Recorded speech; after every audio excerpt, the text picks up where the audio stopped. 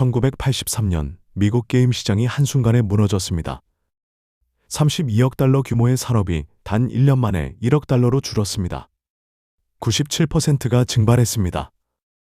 전문가들은 말했습니다. 게임기의 시대는 끝났다고.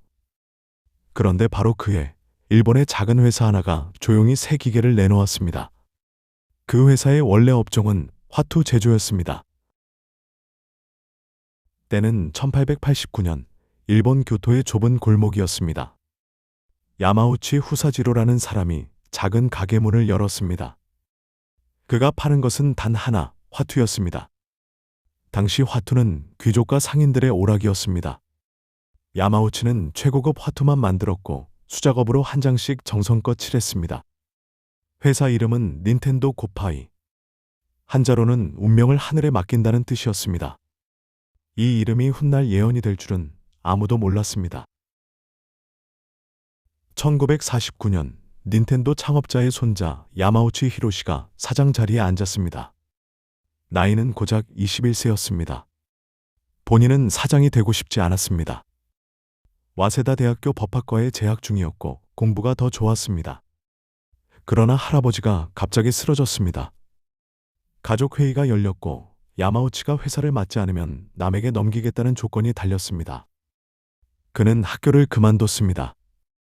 취임 첫날 그는 임원들을 모두 불러놓고 말했습니다. 내 명령에 따르지 않을 사람은 필요 없다. 임원 전원이 해고되었습니다. 21세 청년의 첫 번째 결단이었습니다. 야마우치는 화투만으로는 회사가 클 수 없다고 생각했습니다. 그래서 사업을 확장했습니다. 첫 번째 도전은 택시회사. 운전기사 노동조합과 분쟁이 터져 철수했습니다. 두 번째는 러브호텔 체인. 사회적 비판이 거세져 접었습니다. 세 번째는 인스턴트 밥 사업. 라이벌 회사에 밀려 실패. 네 번째는 진공청소기. 이것도 망했습니다. 7년 동안 4개 사업이 연속으로 실패했습니다. 그럼에도 야마우치는 이렇게 말했습니다. 실패해도 좋다. 하지만 아무것도 하지 않는 것은 용납할 수 없다. 이 고집이 결국 닌텐도를 살렸습니다.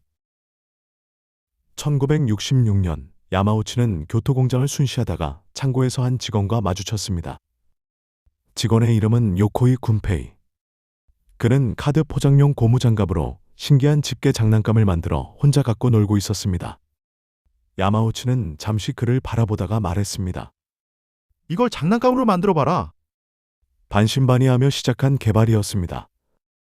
결과는 놀라웠습니다. 1967년 출시된 울트라 핸드는 첫 해에만 120만 개가 팔렸습니다. 야마우치는 확신을 얻었습니다. 닌텐도의 미래는 화투가 아니라 즐거움 그 자체에 있었습니다. 1983년 7월 15일 닌텐도가 가정용 게임기 패밀리 컴퓨터 이른바 패미컴을 출시했습니다. 가격은 14,800엔. 경쟁사 제품의 절반이었습니다. 경쟁사들은 비웃었습니다. 장난감 회사가 컴퓨터를 만든다고. 하지만 패미컴은 당시 시중 게임기보다 성능이 2배 높았습니다. 출시 2달 만에 50만 대가 팔렸습니다. 그런데 바로 그 시점이었습니다. 닌텐도 본사로 전화가 빗발쳤습니다. 게임이 도중에 멈춘다는 민원이었습니다. 조사 결과 내부 통신 칩에 결함이 있었습니다. 이미 팔린 50만 대 전부에 동일한 문제가 있었습니다. 임원 회의가 열렸습니다. 분위기는 무거웠습니다. 리콜 비용은 닌텐도 연간 이익의 60%에 달했습니다. 일부 임원이 조용히 처리하자고 했습니다. 몇 대만 교환해주고 넘어가면 된다는 의견이었습니다.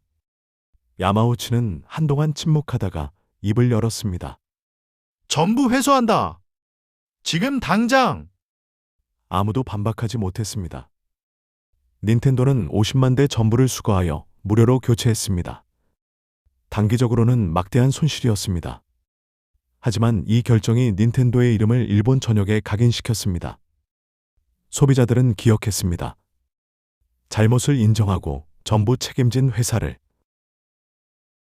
1983년 말 미국 게임 시장은 완전히 붕괴했습니다. 이른바 아타리 쇼크입니다. 저질 게임이 쏟아지고 소비자가 등을 돌렸습니다. 시장 규모가 32억 달러에서 1억 달러로 97%가 사라졌습니다. 수천 개의 게임 회사가 폐업했습니다. 그런데 닌텐도는 달랐습니다. 리콜로 신뢰를 쌓은 닌텐도는 일본 시장을 장악해 나갔습니다. 1984년 일본 가정용 게임기 시장의 90%가 패미컴이었습니다.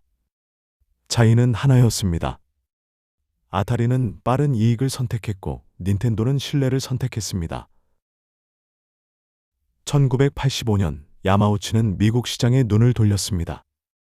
하지만 미국의 모든 유통업체가 문을 닫았습니다. 아타리 쇼크의 상처가 깊었습니다. 닌텐도 오브 아메리카 사장 아라카와 미노루가 뉴욕의 대형 완구 체인 바이어를 직접 찾아갔습니다. 바이어는 단호했습니다. 게임기라고요? 우린 그런 거 안 팔아요. 아라카와는 포기하지 않았습니다. 그는 전례 없는 제안을 꺼냈습니다. 재고는 우리가 다 사갑니다. 안 팔리면 전부 가져갑니다. 바이어는 잠시 침묵했습니다.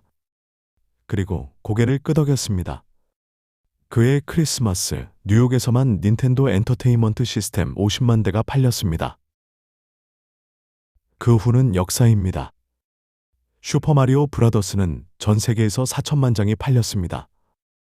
1989년 게임보이 출시, 1990년 슈퍼 패미컴 출시, 1990년대 중반 닌텐도의 시가총액은 소니를 앞질렀습니다. 야마우치는 2002년 사장직에서 물러나며 이런 말을 남겼습니다. 우리는 하드웨어를 파는 게 아닙니다. 즐거움을 파는 겁니다. 화투를 만들던 교토의 작은 회사는 130년이 지난 지금도 전 세계 수십억 명의 어린 시절로 기억되고 있습니다. 닌텐도의 이야기는 단순한 성공 신화가 아닙니다. 화투에서 장난감으로, 장난감에서 게임기로 130년 동안 끊임없이 변화한 회사입니다. 그러나 변하지 않은 것이 하나 있습니다. 사람을 즐겁게 만든다는 본질입니다. 야마우치 히로시는 2013년 세상을 떠났습니다. 그가 떠날 때 닌텐도는 이미 전 세계 수십억 명의 어린 시절이 되어 있었습니다. 여러분이 처음 해본 닌텐도 게임은 무엇이었나요? 댓글로 알려주세요. 구독과 좋아요는 이런 이야기를 더 많이 만들 수 있는 힘이 됩니다.